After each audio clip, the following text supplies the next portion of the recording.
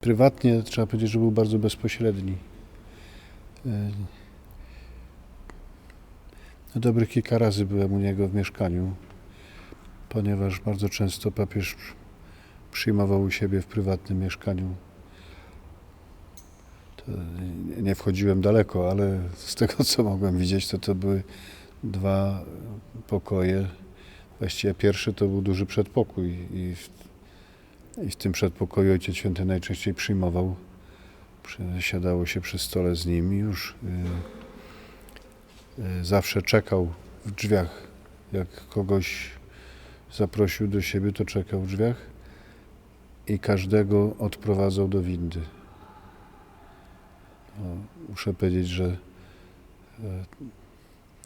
taka właśnie wrażliwość na takie detale do samego końca, nie? Żeby człowiek się czuł od początku do końca w tej rozmowie uszanowany. Miał wielką pamięć do rozmów.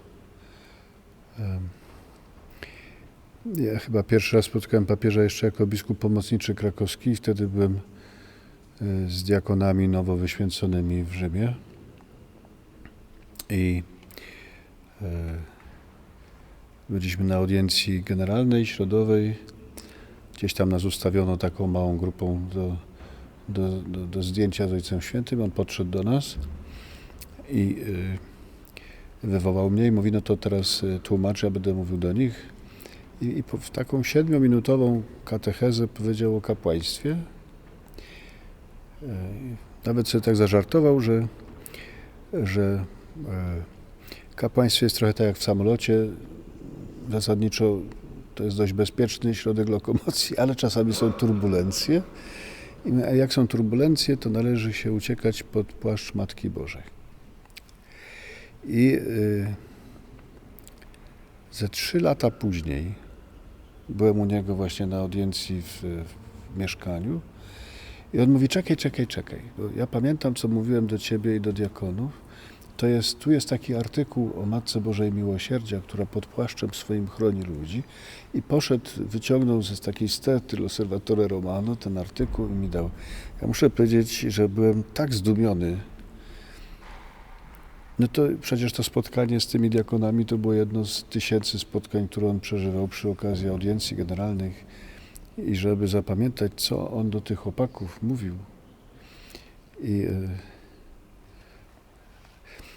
ich reakcja też była niezwykła, bo jak skończyła się ta audiencja, to oni tak patrzą na mnie, no tak, to jednak papież kocha księży. No bo ja wtedy pomyślałem, że jak bardzo ktoś tych chłopaków skrzywdził, że ich nauczył takiego już dystansu, jeszcze nie weszli w kapłaństwo, a już się boją, że papież nie lubi księży. Ktoś nie umie rozdzielać tego, co mówi, od tego, jaką ma postawę zasadniczą, no to wtedy się można pogubić. No, papież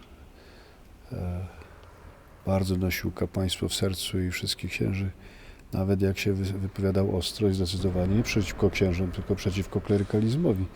Natomiast ta reakcja tych moich nowo wyświęconych diakonów, to we mnie ciągle pracuje. To jednak papież kocha księży. Ale jednym takim spotkaniem, które trwało 7 minut, on był w stanie przekonać tych chłopaków do siebie, nie?